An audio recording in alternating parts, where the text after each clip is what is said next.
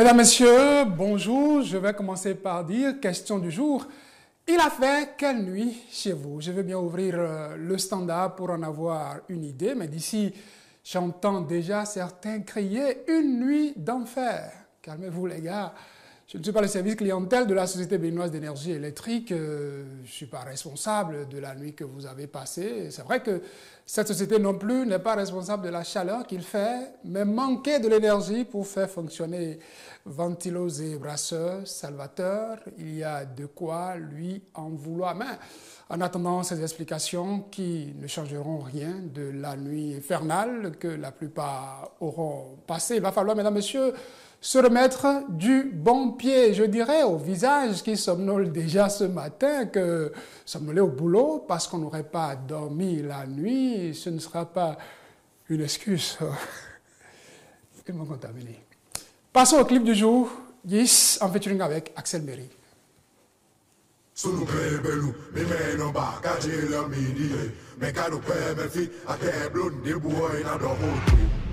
Yes. Ufambo do tagache me bo menu do tole no mono no jado nguro moto yo yo awile go mono nyenkuvu ufambo do grigrache me bo kentole no role buno do nibeli ufon ile susu de ko oh menu do tanu waya echia mama mo de echia everywhere ajaya everywhere tanu baba javanu kun eje tueji ba javanu kun javanu kun eje tueji wa ko ke kun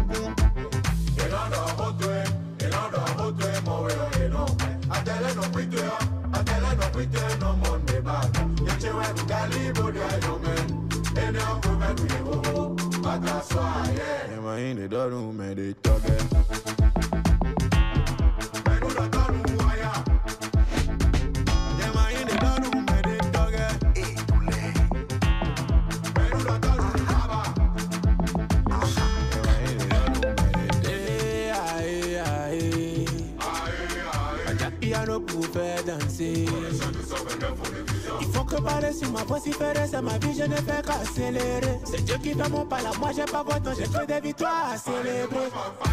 Il dit quoi, hein? Le jaloux il dit quoi? J'ai fait quoi, hein? Est-ce que j'ai dit ça? Vous parlez beaucoup, c'est dans mon dos vous parlez beaucoup. Ça va serrer ton cou, dans mon pays on a le vaudou.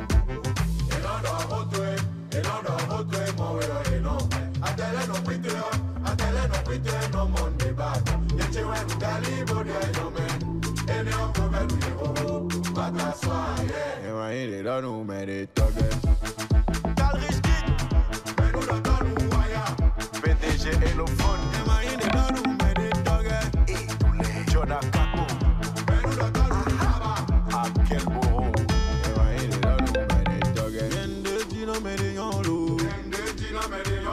Uno jeme de dialo Mede vaje mere nyena sopo du hola Mede waje me onyena zeta e una Menu do tanu waya Echia, mama mo de echia Everywhere, ajaya everywhere baba Javanu kun, eje tueji ba javanu kun Javanu kun, eje tueji wa koke kun 99% de foi 1% de chance Juventus le russe Olivier Morousseau Manu Kanté Seria Toko Le frère GKS Ronnie Beat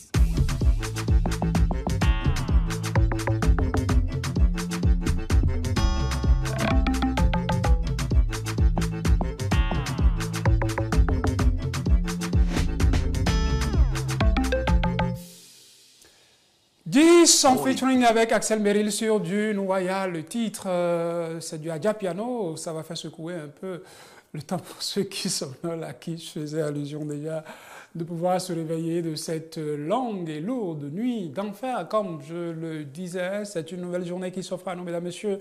Il va falloir aller au-devant des défis qui sont les nôtres et j'espère que nous allons pouvoir les relever à l'heure du bilan. En tout cas, c'est tout le mal que je vous souhaite. Et TH Matin également. Merci de nous préférer. Ici, déjà, de chez vous, nous pouvons vous donner la possibilité d'avoir une idée de l'actualité telle qu'abordée par les journaux parus. Et pour ce jeudi, nous passons à l'exercice.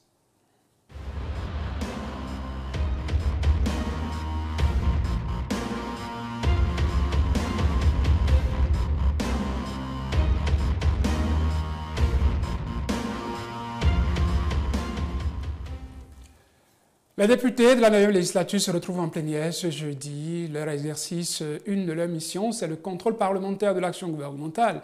Ils auront certains ministres du gouvernement devant eux à qui ils adresseront des questions qu'ils ont. Fraternité, dans sa parution d'aujourd'hui, annonce déjà les couleurs. On peut lire, entre autres titres, à sa une ce jeudi. En bas de une, contrôle de l'action gouvernementale.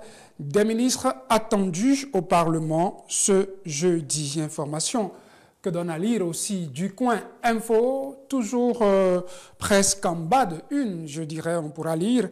Assemblée nationale, les élus face aux défis cruciaux de gouvernance. Le sujet majeur à lire dans les journaux ce jeudi, c'est bien évidemment cette évolution de l'actualité entre le Bénin et le Niger. Le gouvernement du Bénin qui a finalement assoupli sa position pour que le premier bateau puisse embarquer le pétrole nigérien à nos côtes. La plupart des journaux parus en parlent et reviennent sur les motivations du gouvernement pour cette ouverture. On peut lire à la une de La Nation le quotidien du service public en manchette. Exécution du contrat pétrolier bilatéral. Le Niger et le Bénin jouent la carte de l'apaisement. Gaskiani Info propose comme titre levée provisoire de l'embargo sur le pétrole nigérien, le Bénin prouve encore sa bonne foi.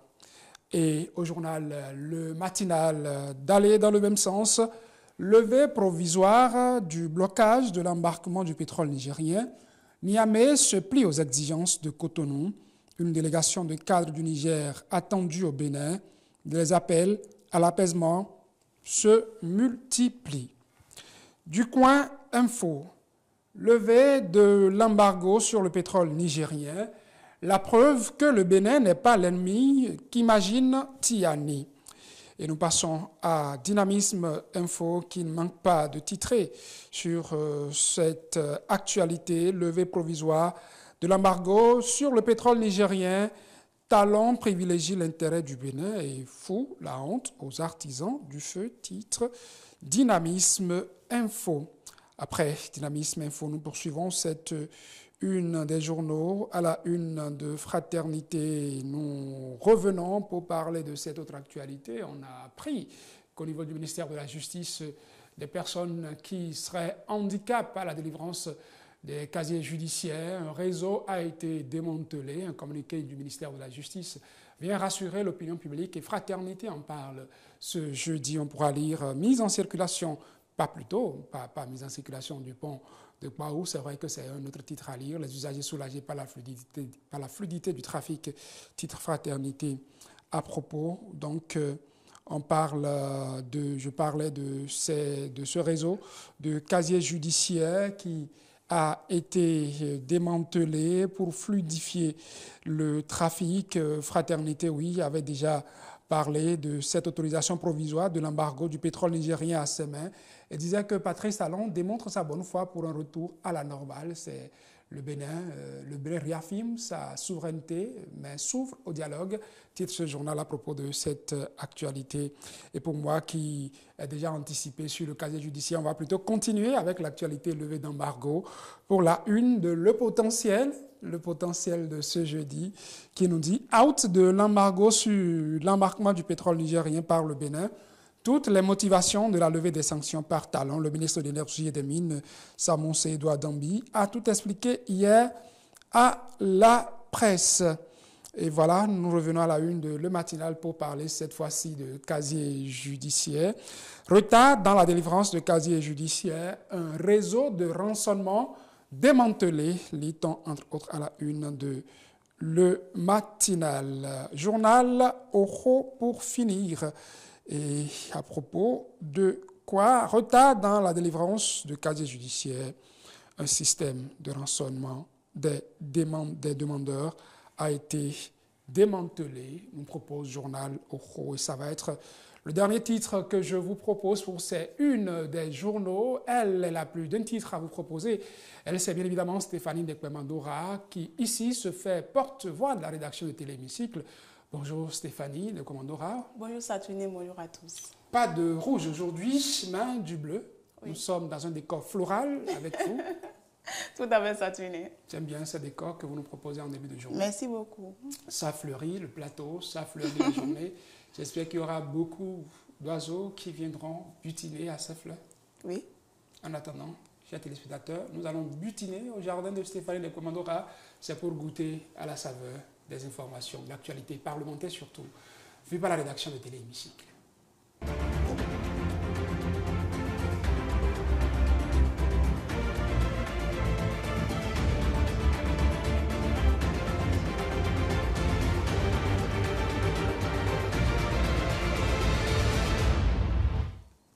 Bonjour à chacun et à tous. Le président de l'Assemblée nationale a accordé une audience aux responsables de l'Assemblée parlementaire francophone en séjour au Bénin depuis lundi.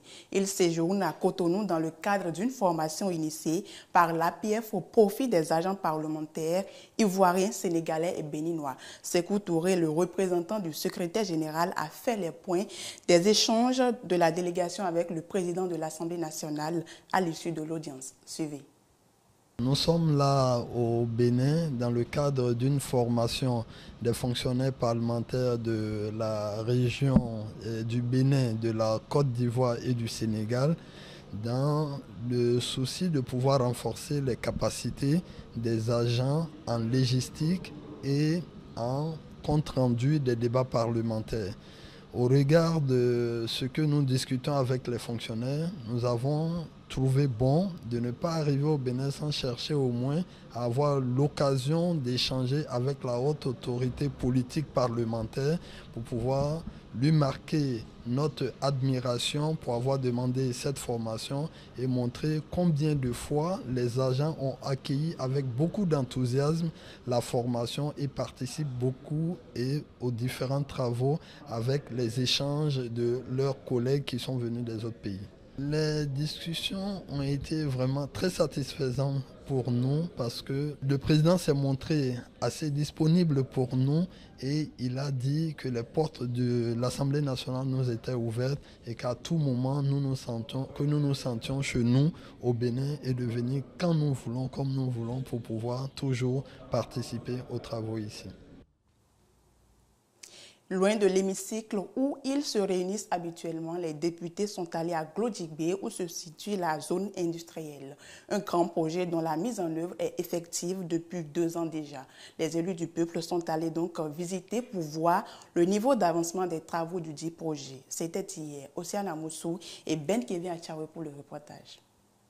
Il est 10h10. 35 membres de la représentation nationale foulent le sol de la zone industrielle de Glodjigbe. La GDIZ est une zone industrielle pensée et mise en œuvre par le président de la République, Patrice Talon. Elle est installée sur 1640 hectares et est axée sur la création de florissantes chaînes de valeur allant de l'approvisionnement en matières premières, la transformation des ressources à l'exportation de produits finis. Toutes ces unités emploient des milliers de jeunes qui sont en majorité béninois. Aujourd'hui, les élus du peuple sont venus s'informer des tenants et aboutissants de la GDIZ, du niveau d'accomplissement actuel de tous les projets de la zone industrielle et plusieurs autres préoccupations.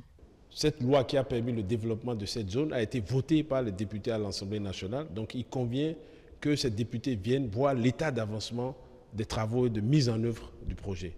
De la visite des unités de confection de vêtements, de transformation de cajou, de transformation de soja à celle d'emballage, les députés se disent agréablement surpris par la féerie de ce qu'ils ont vu. Le Bénin se porte bien et je n'en veux pour preuve que la surprise agréable que nous avons tous eue en découvrant cette zone. Ce qui m'intéresse ici, c'est notre capacité à prendre les produits que nous cultivons dans notre pays, notamment au nord, à les transformer ici et à pouvoir les vendre. Le programme d'action du gouvernement a fortement évoqué dans cette ligne la transformation structurelle de l'économie. Et ça, l'industrialisation fait partie de cette transformation-là. Ce que nous avons vu ici aujourd'hui est énorme. C'est beaucoup d'investissements. Je ne pouvais pas imaginer que le Bénin serait et deviendrait l'épicentre de la transformation et de la production. Et ce qui est important dans tout ça, c'est le potentiel d'employabilité d'emploi que j'ai vu. Tout se fait en ligne, jeunes béninois. Tout se fait en ligne. C'est un gros investissement qui a été fait. Si c'est bien exploité, cela pourra permettre de développer notre pays, le Bénin. Mais ce que je déplore dans tout ça, c'est que le président de la République n'a pas pensé à l'aménagement équilibré du pays. Parce que toutes les usines que nous avons visitées aujourd'hui, les matières premières que ces usines transforment proviennent du nord. Donc, tout a été concentré au sud ici. Le président de la République pouvait amener une partie de ces usines-là au nord qui produit ces matières premières-là. Ils n'ont pas manqué de poser plusieurs préoccupations et de faire des suggestions. Des questions auxquelles le directeur de la Société d'investissement et de promotion de l'industrie, SIPI, a répondu. Les membres de la représentation nationale repartent satisfaits de leur visite à la GDIZ, convaincus que le développement du Bénin est enclenché. Et avant leur descente hier à Glodjibé, les élus du peuple ont tenu une séance plénière le mardi. Au cours de celle-ci, ils ont examiné un accord de financement ratifié par le gouvernement béninois. Un accord qui permet de poursuivre la réalisation des objectifs de développement durable. Suivons l'ensemble du compte rendu. Dans un monde de plus en plus confronté par les défis socio-économiques, le gouvernement béninois travaille à respecter les objectifs de développement durable qu'il s'est fixés. Il est face à la représentation nationale dans l'après-midi de ce mardi 14 mai pour lui faire part du financement obtenu avec des partenaires internationaux pour la réalisation de ces projets. Et pour l'étude de fond de ce projet, la commission du plan, de l'équipement et de la production. Les ressources ainsi mobilisées seront exclusivement affectées à des dépenses liées à la réalisation des objectifs de développement durable ODD dans les secteurs comme l'agriculture et l'agro-industrie, l'eau et l'assainissement, la santé, l'habitat décent, l'éducation, les infrastructures durables, les énergies décarbonées, la connectivité et l'inclusion numérique. Après un exposé de la Commission qui a mis la lumière sur les implications financières et juridiques de cet accord, les débats au sein de cet hémicycle témoignent de l'engagement des élus du peuple pour le développement durable. L'atteinte des objectifs du développement durable est un défi positif que s'est lancé le gouvernement et je voudrais ici le féliciter. Ce décret démontre notre engagement envers la coopération internationale, de notre capacité à mobiliser des partenariats stratégiques pour le bien-être de notre nation.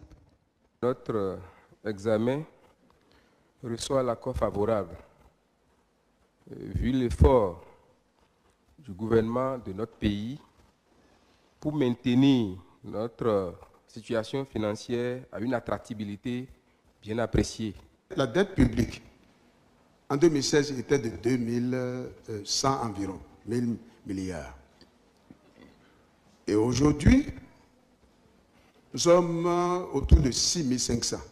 Alors, je crois que, très sincèrement, il y a un risque, il y a un gros risque de surendettement. Au gouvernement de rappeler à son tour sa volonté de renforcer la stratégie de développement économique du pays. Les financiers ne nous aident pas, ils nous apportent des instruments et nous payons ce qu'ils nous apportent. Donc, il faut mitiger au maximum le risque et garantir que ce qu'on prend à un temps T puisse être investi, suffisamment investi, pour que, avant même que le financement, avant même que le remboursement ne se mette en place, nous ayons produit les effets pour pouvoir supporter la dette. Les attentes de la représentation nationale sont grandes.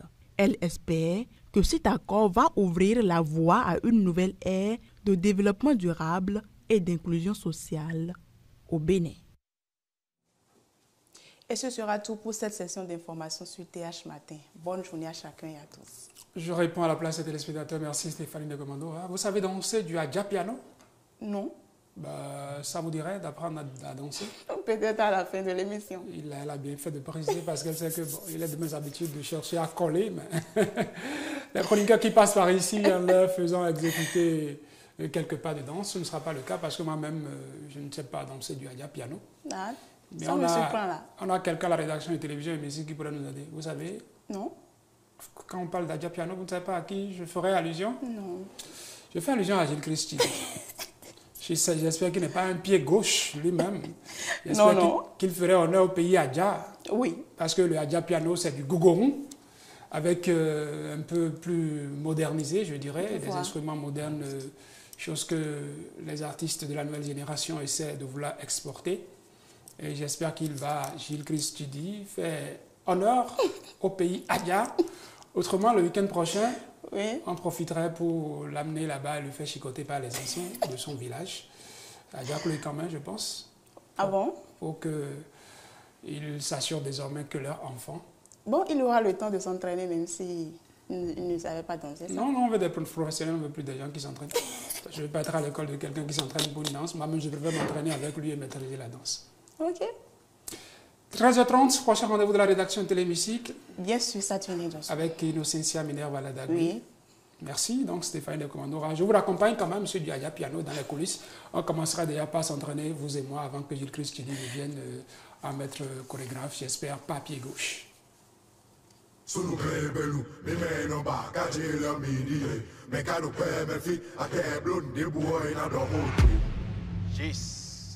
Ufambudo tagache membo menudo tole no mundo no jado Nguho motu yo yo awile gumodo nyenkubu Ufambudo grigrache membo kentole no hule buno do nimbeli Ufo ile susu diko oh Menudo tonu waya Echia amamo de echia Evewea ajaya Menudo tonu baba Javanu kun eje tueji ba javanu kun Javanu kun eje tueji wa koke kun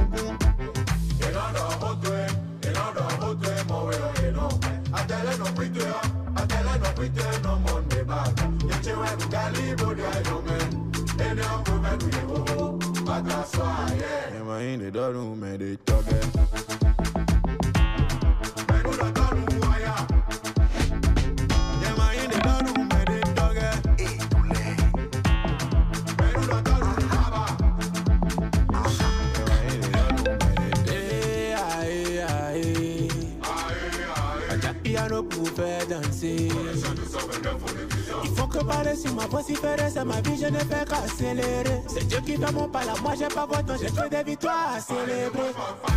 Il dit quoi, hein? Le jaloux il dit quoi? J'ai fait quoi, hein? Est-ce que j'ai dit ça? Vous parlez beaucoup, c'est dans mon dos, vous parlez beaucoup. Ça va serrer ton cou, dans mon pays on a le vaudou.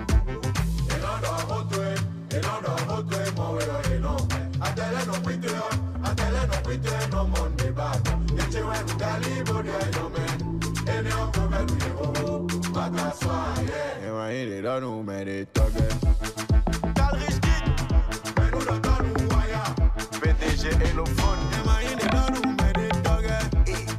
Jonah Kako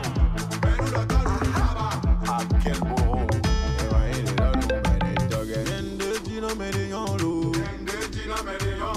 Uno jeme de dialo Mede vaje mere na zopu du hola Mede waje me onye na zeta e una Menudo tonu waya Echia amamo de echia Evewea ajaya Menudo tonu baba Javanu kun eje tueji ba javanu kun Javanu kun eje tueji wa koke kun 99% de foi 1% de chance Juventus le russe Olivier Morousseau Manu Kanté Seria Doko Le frère GKS Ronnie Beat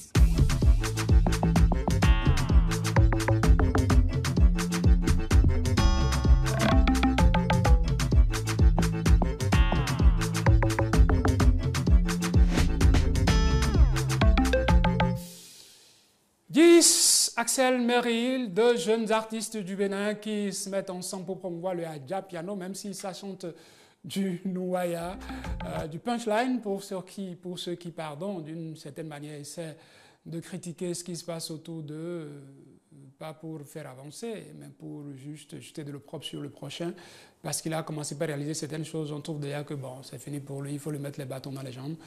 J'espère que ce n'est pas votre cas, mesdames, messieurs. Sur TH Matin, nous promouvons l'optimisme, la positivité et tout ce qui pourra faire avancer. C'est la raison d'être de cette émission. Et pour ce jeudi, nous faisons notre petit bonhomme de chemin. Il est temps pour nous de retrouver notre invité.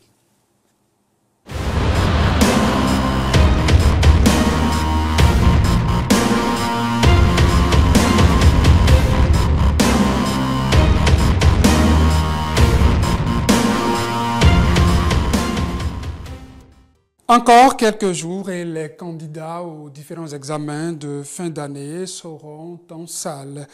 Rendez-vous fatidique qu'ils auront eu toute l'année scolaire pour préparer. L'idéal aurait été que tous réussissent à ces examens, mais il y en aura parmi eux qui, à la fin, ne seront pas sur la liste des candidats déclarés admis à ces examens. Pendant qu'on aborde le dernier virage, quel est l'état des lieux dans nos établissements? Quelle est la marge de manœuvre dont les candidats disposeraient encore pour renforcer leur niveau en vue de réussir ces examens? Je reçois pour en parler Thierry Agbozoingbe. Bonjour Monsieur Agbozoingbe. Bonjour Monsieur le journaliste. Vous êtes enseignant de français dans nos collèges? Oui, je suis enseignant de français. Précisément au collège d'enseignement général de Davier? De Davier, oui. C'est à Porto Novo. C'est à Porto Novo, oui. Quand on est enseignant de français et on se retrouve en salle vers les examens de fin d'année, qu'est-ce qu'on dit à ces apprenants déjà?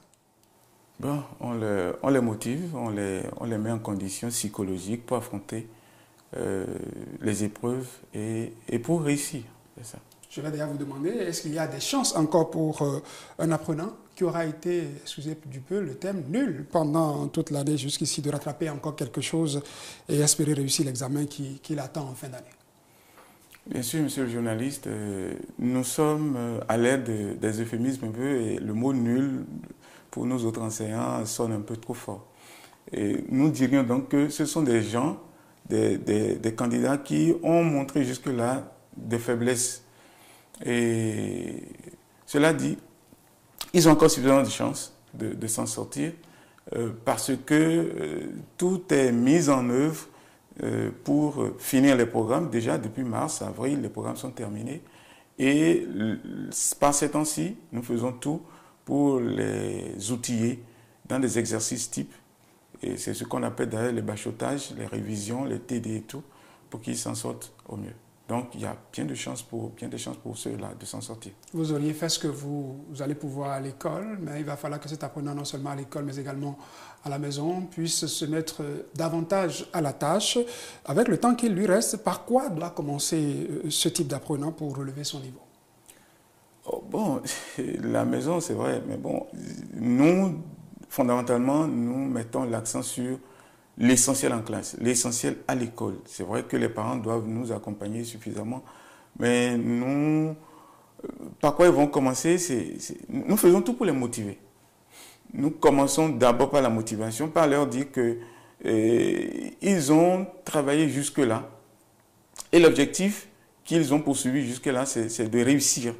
C'est de décrocher cet examen, c'est de tout faire pour que leur nom soit cité parmi les... Donc, c'est une sorte de motivation pour que l'apprenant se sente mis en condition psychologique pour aller vers cette réussite-là que nous voulons.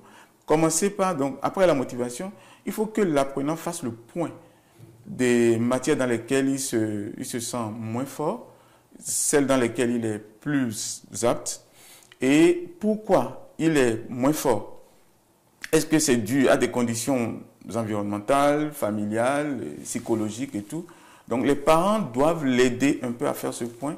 Le point fait, avec les causes bien déterminées, les solutions ciblées optimales devraient être mises à contribution pour que cet apprenant réussisse à son examen. Donc, il doit commencer par quoi? La motivation d'abord, les enseignants le motivent suffisamment. Après cela, lui-même, il fait le point. Il a un calendrier particulier auquel il s'adapte. Et voilà, il va s'en sortir. vous le motivez, ce type d'apprenant, mais est-ce que, en situation de classe, quand vous déroulez vos cours, quand vous faites les révisions, vous tenez compte de ce type d'apprenant dont le niveau serait le plus bas, en quelque sorte? Bon, bien sûr, il n'y a pas d'enseignement qui ne prenne pas en considération ou en compte l'apprenant le plus faible. Vous savez, l'objectif de l'enseignant dans une classe, c'est d'atteindre le maximum de réussite. Sinon, la totalité de ces apprenants sont admis. Mais pour obtenir cet objectif, pour atteindre cet objectif, il ne peut pas ne viser que les meilleurs. Il n'atteindrait pas cet objectif. Parce que dans une classe, il y a les meilleurs, il y a les moyens et les moins faibles. Enfin, les faibles, je veux dire. Son objectif, c'est donc d'atteindre le plus faible de la salle. Donc, si vous êtes apprenant le plus faible de la classe et l'objectif de l'enseignant est de vous atteindre, il vous amène progressivement à montrer vos capacités. C'est vrai, ça ne prend pas à tout moment, surtout que maintenant, il y a beaucoup de choses qui happent nos apprenants. La télévision, les téléphones portables, les jeux, la démotivation et tout, parce qu'ils se disent, on a les diplômes, qu'est-ce qu'on en fait et tout. Donc, quand l'enseignant est conscient de cela, il prend toutes les dispositions pour que l'apprenant le plus faible soit progressivement renforcé pour qu'à terme, le résultat dans la classe soit un résultat admirable. Il a beau avoir cette bonne volonté, l'enseignant, mais il dispose de temps limité en situation de classe. Vous avez 2 ou plus, 3 heures à passer avec ses apprenants avant de passer à autre chose. Vous avez un programme à terminer. C'est quoi la priorité pour vous par ces temps qui courent dans l'établissement? Finir le programme d'année, coûte que coûte, ou est-ce qu'il faut ralentir, aller au rythme de l'apprenant qu'on veut pouvoir tirer?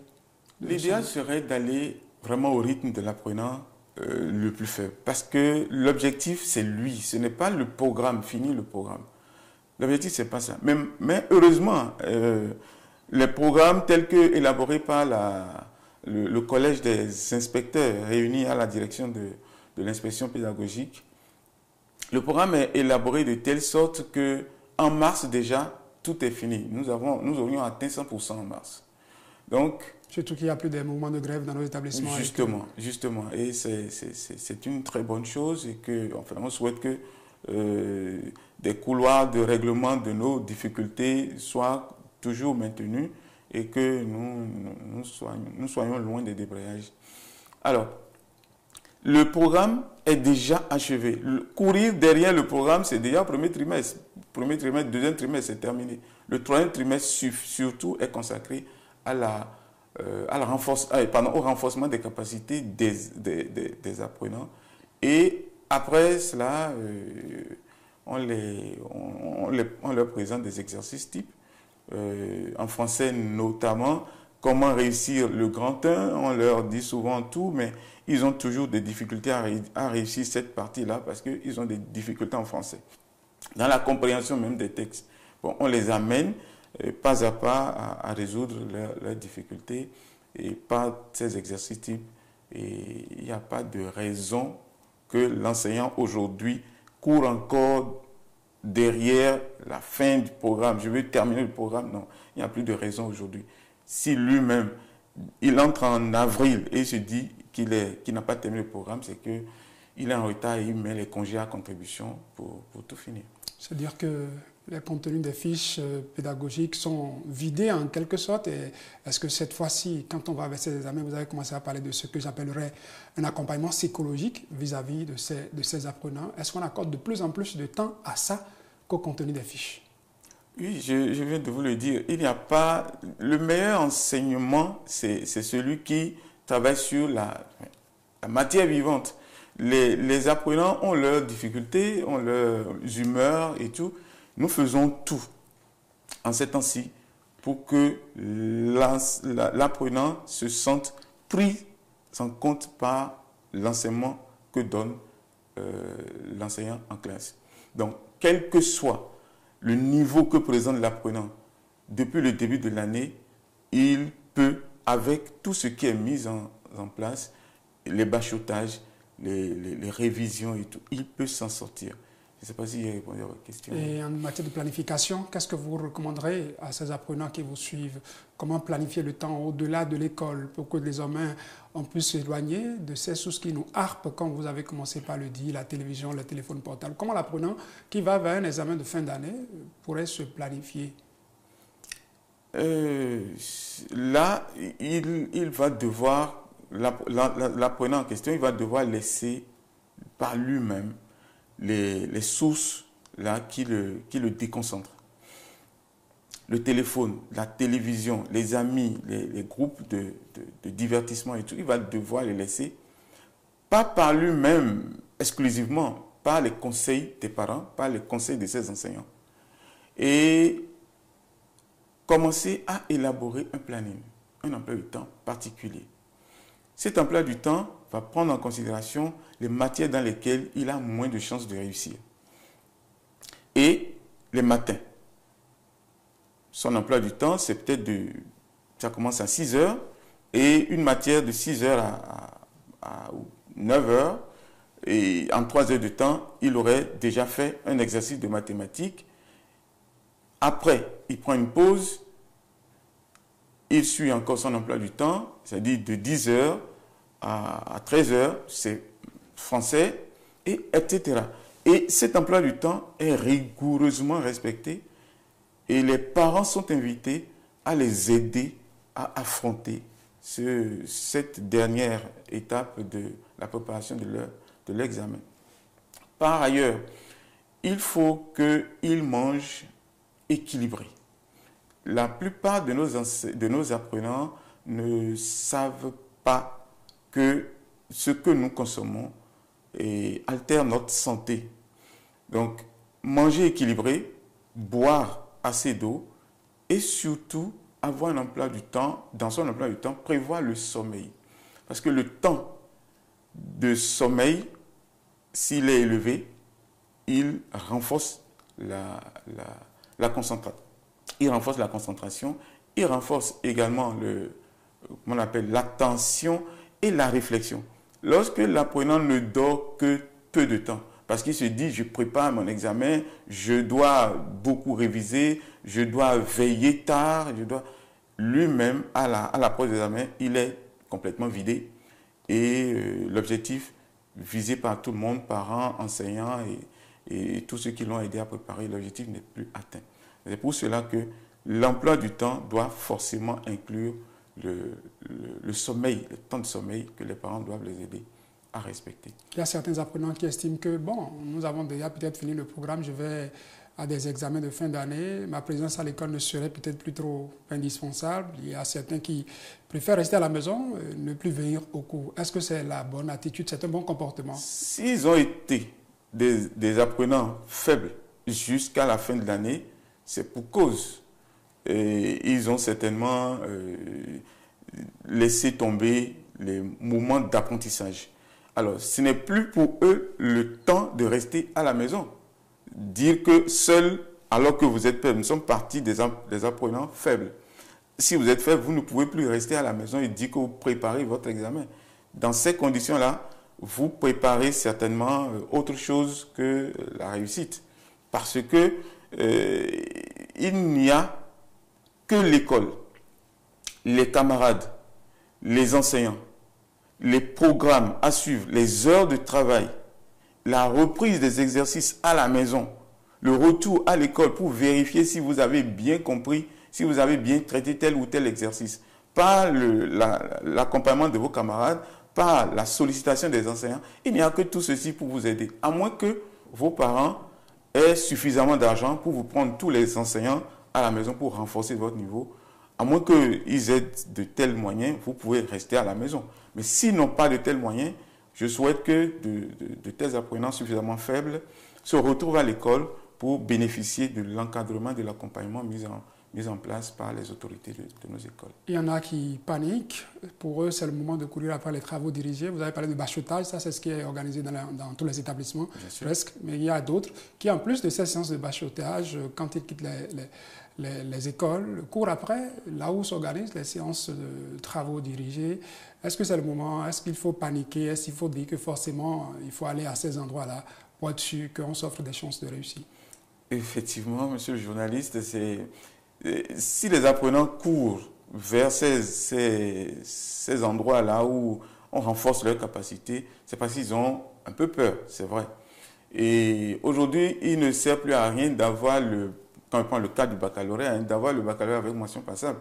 Vous l'avez, mais bon, c'est comme si vous n'avez pas le bac. Surtout quand on vient de certains milieux modestes. Bon, voilà. Donc, ils se battent pour optimiser leurs chances d'avoir au moins la mention assez bien. Donc, ils courent partout, mais courir partout n'est pas forcément une solution pour régler le problème de faiblesse de niveau. C'est aller à des séances de bachotage, aller à des séances de TD et tout, c'est de revenir à la maison, reprendre les exercices. Ce n'est pas courir pour courir. Une petite anecdote, un apprenant un jour me disait, parce que j'ai rendu des copies en classe et leur niveau c'est faible. Et je dis, bon, le temps que vous consacrez à courir partout pour faire, ils sont en série scientifique, pour faire les mathématiques ici, pour aller faire les sciences physiques l'après-midi, pour aller faire SVT le lendemain, vous pourriez consacrer une partie de ce temps pour renforcer vos capacités en français, parce que je leur disais ce jour-là que le français n'est pas une matière ingrate, elle paye. Un apprenant me dit, monsieur, permettez-nous de courir ainsi parce que nous courons et nous avons 3, nous avons 4, nous avons 5 en mathématiques, mais si nous ne courons pas, combien souhaitez-vous que nous ayons? Donc j'ai ri et bon, on s'est servi de cette anecdote pour leur montrer quand même que l'objectif, ce n'est pas de courir. L'objectif, c'est de savoir reprendre ce que l'on est allé apprendre là-bas. Quand je suis rentré à la maison, qu'est-ce que j'en ai fait? C'est le plus important. Ce n'est pas la quantité de notions dans mon cahier qui fait ma réussite, mais c'est la qualité de ce que je fais de cette quantité-là de notions que j'ai reçues. C'est ce que j'ai pu retenir par moi-même qu'on va me demander le jour de l'examen, et non le nombre de kilomètres que j'ai parcouru dans la ville pour préparer mon examen. Je vais vous demander de regarder droit dans cette caméra, Thierry Abozo-Imbe, de vous adresser à tous ces candidats, qu'ils soient candidats au CEP, au BPC ou au baccalauréat, pour leur donner quelques conseils rapidement pour finir. Merci, M. Juin. Chers candidats aux divers examens, vous êtes en bonne voie pour réussir. Vous avez l'occasion maintenant de laisser tomber tout ce qui a constitué des sources de divertissement pour vous, de distraction pour vous, d'amusement pour vous jusque-là. Vous allez arrêter avec vos parents un emploi du temps particulier et vous allez vous en tenir à cela. Vous allez tout faire pour avoir une bonne alimentation, une alimentation équilibrée, faire en sorte que le temps de sommeil, vos temps de sommeil soient respectés, faire en sorte que les exercices que vos maîtres, vos professeurs vous ont aidé à traiter, que vous les repreniez par vous-même à la maison. Et si vous êtes bloqué, sollicitez l'aide de vos enseignants, faites en sorte que ces derniers temps soient mis à contribution pour que votre rêve de devenir candidat et admis soit atteint. Il n'y a que vous-même pour vous sortir de la situation de faiblesse de niveau dans laquelle vous vous retrouvez. Et nous sommes prêts, parents, enseignants, autorités administratives à divers niveaux, pour vous accompagner. Et je profite de l'occasion pour saluer tous ceux qui contribuent à l'organisation des bachotages, des révisions ces derniers temps, qu'ils soient autorités politiques, autorités administratives. Nous leur disons merci pour tout ce qu'ils font pour les apprenants, pour que à terme, ce soit le Bénin qui grandisse. Je vais dire aussi que le temps de prière, le temps de concentration, parce que la prière, c'est de la concentration. Le temps de concentration à travers la prière est très important. Dieu est au cœur de tout ce que nous entreprenons sincèrement comme projet. Et quand nous le lui soumettons, il arrive à nous aider à rester concentrés, à réfléchir, à trouver les bonnes réponses aux questions posées. Je vous remercie. Merci à vous Thierry Agbozo-Imbe. Je rappelle, vous êtes enseignant de français dans nos collèges, vous êtes en service au collège d'enseignement général de Davie ici à Porte-Novo. Merci d'avoir pris part ici pour édifier nos candidats et nous le souhaitons plein succès à ces examens et nous souhaitons aussi plein accompagnement, en tout cas que vos prières pour ces candidats puissent être, donc recevoir le Amen que vous souhaitez. Mesdames, Messieurs, merci, monsieur. Vous aussi, de vos différentes positions, vous avez certainement accompagné nos candidats. Vous continuez de les accompagner pour que l'objectif soit atteint. Nous aussi, c'est l'objectif visé en invitant donc sur ce plateau ce matin Thierry Agbozo-Imbe. En attendant, nous continuons cette émission pour retrouver la prochaine rubrique, la dernière sur la toile avec Polo Aoun.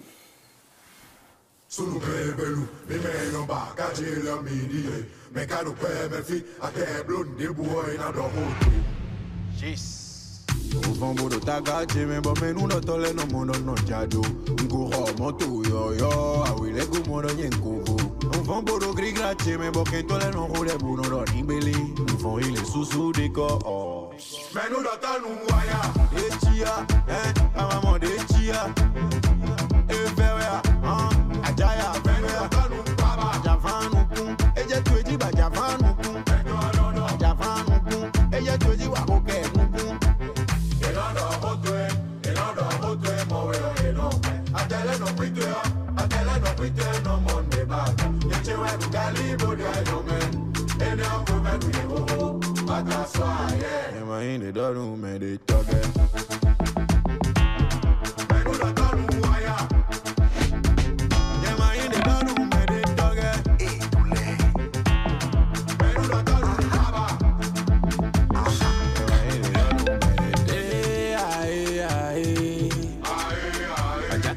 pour faire danser. Il faut que parler sur ma voix si faire ça, ma vie je ne fais qu'accélérer. C'est Dieu qui fait mon pas là, moi j'ai pas votre temps, j'ai que des victoires à célébrer. Il dit quoi, hein? Le jaloux il dit quoi? J'ai fait quoi, hein? Est-ce que j'ai dit ça? Vous parlez beaucoup, c'est dans mon dos vous parlez beaucoup. Ça va serrer ton cou, dans mon pays on a le vaudou.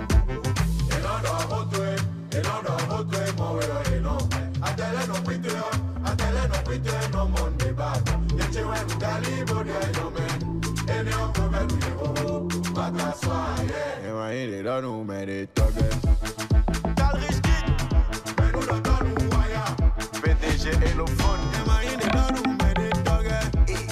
Jonah Kako, Abkel Boro,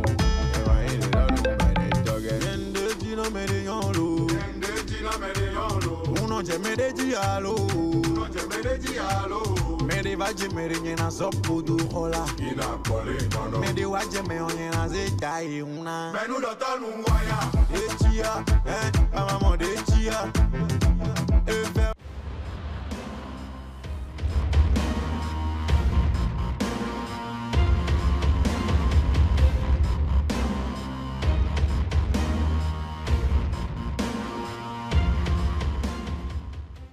Lui, il a passé déjà tous les examens auxquels il a été soumis dans sa vie, mais il n'en demeure pas moins que chaque jour qu'il est ici, c'est une épreuve pour lui, nous faire découvrir quelques sujets qui animent la toile. Polo Aoun, bienvenue à votre examen du jour. Merci, quelle belle transition.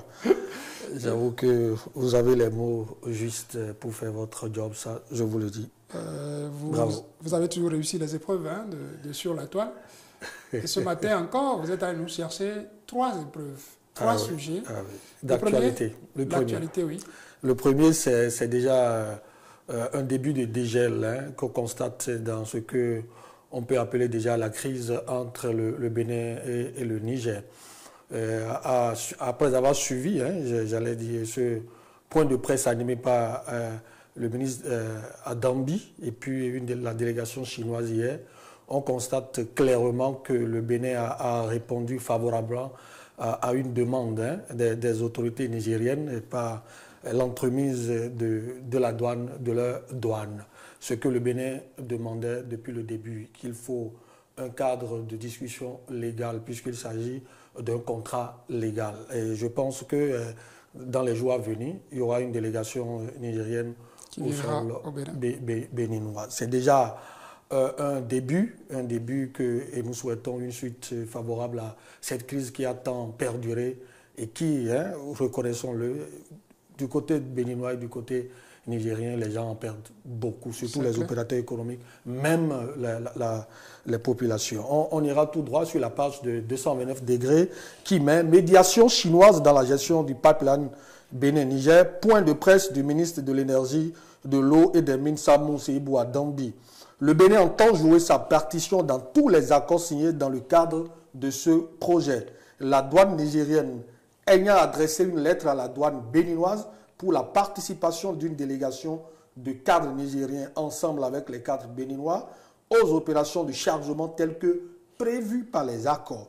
Nous avons décidé d'autoriser, c'est le Bénin, le chargement du premier navire qui navigue dans les eaux béninoises. Toutefois, il est important de noter que cette autorisation ponctuelle et provisoire, telle que mentionnée dans la lettre de la douane nigérienne, ne saurait être érigée en règle de conduite de l'exploitation normale du pipeline qui doit se faire dans un cadre normal de relations entre des États. En vertu des accords bilatéraux et gouvernementaux, la société WAPCO a sollicité la tenue d'une réunion du comité inter-État de pilotage du projet. Le Bénin a donné son accord pour la tenue de cette réunion. En commentaire, nous lisons Julien Ahossi qui met en bloquant et en autorisant provisoirement la sortie du pétrole, le Bénin dispose de quoi ramener les autorités nigériennes à la table de négociation et aborder avec sérénité tous les sujets qui fâchent. Et puis Raphaël Dayer, quant à lui, qui met en commentaire, cette autorisation automatique du chargement du premier navire montre la bonne foi du gouvernement béninois à collaborer encore une fois avec le Niger en lui démontrant qu'il ne lui en veut pas, mais que sa souveraineté ne doit pas être bafouée. Quitte aux autorités nigériennes de revoir leur copie pour une décrispation totale de cette crise qui n'arrange aucun parti. Je salue le sens de compréhension et de la bonne foi du gouvernement de Patrice Talon. Et voilà. Et puis Carmel Wensou Assogba, lui qui écrit « Le Niger vient de respecter l'accord et de suivre la procédure normale. Sinon, ce n'est pas la Chine qui allait demander un quelconque chargement du pétrole du Niger par les navires chinois. » Et pour finir avec le sujet, un tout dernier commentaire de Nelson Boton, c'est tellement une famille de M. Vitali Boton, qui met « Il faut lire plusieurs fois avant de comprendre. » Il a autorisé parce que le Niger a dû accepter de venir pour des négociations. Espérons qu'il tienne parole. Voilà. Espérons que ceux-là qui deviennent du grain de sable dans le Mont-Lin, de l'État pour la délivrance des casiers judiciaires aussi, se ravisent. Et puis que les citoyens qui demandent des casiers judiciaires puissent en avoir. J'avoue même qu'il y a même la semaine dernière, j'ai été appelé par une soeur qui m'a dit que ça fait 1 mois qu'elle a fait la demande en ligne et qu'elle n'a pas gain de cause. Or, elle voulait constituer un dossier et est pratiquement rattrapée par le retard. C'est avec les acrobaties. Je voulais pas aller dans les détails que nous avons pu obtenir ce casier judiciaire. C'est dommage alors que tout est fait pour que ça aille vite. Voilà, que le gouvernement du Bénin a préféré que l'on prenne, j'allais dire, ce document en ligne. Mais malheureusement, les esprits tordus, ces gens-là qui ne manquent pas d'occasion pour escroquer les Béninois ont encore pu trouver une faille. Mais je pense que finalement, ils ont mis la main sur eux. Des agents au retard d'exprès la délivrance des casiers judiciaires. C'est à travers un communiqué du ministre de la Justice, du ministre de la Justice, que nous avons eu l'information hier. On va tout droit sur la page de la Nouvelle Tribune qui met au Bénin un système de rançonnement a été démantelé dans le cadre de la délivrance des casiers judiciaires. L'information a en effet été rendue publique par le canal d'un communiqué du ministre en charge de la Justice. Selon les précisions apportées par le document signé Yvon Detchenou, il s'agit d'un stratagème qui a impliqué des retards dans la délivrance des actes ou des absences de réponse. Plusieurs personnes ont été interpellées dans ce cadre et la procédure suit son cours. Selon le communiqué, ce fut l'occasion pour l'autorité ministérielle d'annoncer que dès ce jour, c'est-à-dire depuis hier, des dispositions ont été prises pour respecter le délai de 72 heures que dure la délivrance de cet acte. Le ministre Yvon Detchenou note également que les équipes ont été renforcées pour évacuer toutes les demandes en instance au plus tard le 30 mai. Le ministère de la Justice et de la Législation rappelle à cette occasion que le casier judiciaire n'est plus délivré dans les tribunaux, mais uniquement en ligne, note le communiqué. En commentaire, on a Anissé Koussinou qui met il dit plus c'est vieux cette histoire, il faut toujours les surdoyer. On a critiqué cela, mais personne n'a réagi. C'est un réseau. Il faut que le gouvernement vérifie tous les services en ligne. Pour le passeport, on vous programme dans 10 semaines. Quand vous surdoyez, en 3 jours, on prend votre dossier et on vous sert. Bon, il faut nuancer pour le passeport. Moi, je pense que ce n'est vraiment pas exact, cette information. Sauf si le monsieur apporte les preuves. Kelly Zofon qui met, je comprends mieux maintenant depuis le 26 avril, je n'ai pas eu de suite malgré toi, le lance fait, c'est dommage. Simplement, Ivy Eric qui met, enfin, au début de la réforme, si tu fais la demande en ligne au plus 72 heures, tu reçois ton casier judiciaire. Mais depuis un bon moment, tu fais la demande et tu n'as plus de retour. Tu es obligé de te déplacer. Dommage. L'objectif, c'est d'éviter les déplacements et faciliter la tâche aux citoyens. L'idéal est de veiller pour que de telles pratiques ne se reproduisent plus. Ça nous met en difficulté. Un tout dernier commentaire pour finir avec ce sujet, c'est de Moïse Maouti Godan qui met « Moi, dans ce pays, ça a fait 2 semaines et j'ai dû envoyer des mails au service public qui m'a redirigé vers le service judiciaire. Un premier mail et j'ai fourni l'information demandée, le reçu du paiement. Rien, j'ai dû appeler pour avoir gain de cause.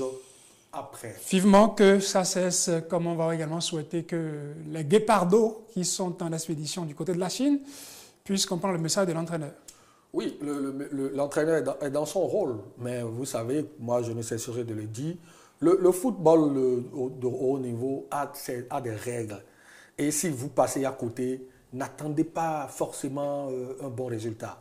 Moi, ces jeunes sur qui on compte parce que c'est cette catégorie de jeunes, enfin... La U17 Oui, la U17, c'est ceux-là qui nous apportent un peu plus de joie parce qu'ils font... C'est des jeunes qui ont beaucoup de talent, mais l'amateurisme, comme... dans la préparation dans la préparation, on le constate que c'est... Il y a environ 1 semaine ou 10 jours que ces jeunes ont été appelés pour préparer une compétition que les autres préparaient depuis des mois. Bon, vivement que l'esprit patriotisme et la rage de vaincre ou bien de gagner animent ces jeunes pour qu'ils puissent impossible ne sera pas le drapeau béninois. C'est sur la page de Roméo Akloso que nous pouvons lire le message de l'entraîneur du sélectionneur des U17 à la veille du démarrage du tournoi IFOA BU17 qualificatif à la CAN U17. Le sélectionneur dit ceci: j'ai dit aux enfants que les Béninois ne voudront pas savoir si on a eu une préparation ou pas, mais qu'ils seront devant leur petit écran pour voir leur équipe gagner. Donc, toute la mission leur incombe et ils savent que quand on porte ce maillot, il faut l'honorer. On doit donner tout ce qu'on a dans le ventre pour honorer le maillot. Il est hors de question qu'on jette la honte sur le pays. On doit tout faire pour y arriver avec les armes dont nous disposons. Interview de Juste Aoucheme, transcription Robo Akloso. Urbain Renfort. Et puis les commentaires rapidement. Les commentaires, il y a Marco Adjigbi qui met... Dans les autres pays, les joueurs U17 étaient en regroupement depuis des mois. D'autres ont même participé à des tournois hors pays, hors continent. Les nôtres n'ont pas eu cette chance. Chercher des joueurs dans un bref délai et juste 2 entraînements, 2 matchs amicaux.